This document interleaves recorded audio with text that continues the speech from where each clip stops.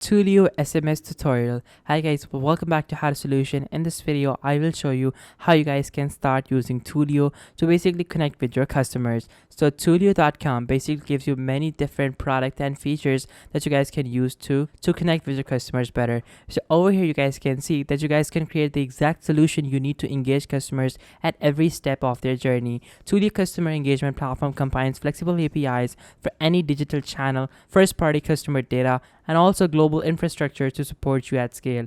And over here, you guys can take care of all your messaging in one place, whether that be for mobile, analytics, warehouse, web, mobile, advertising, or whatever. You can also support any channel with one platform, and you guys can treat every customer like a VIP.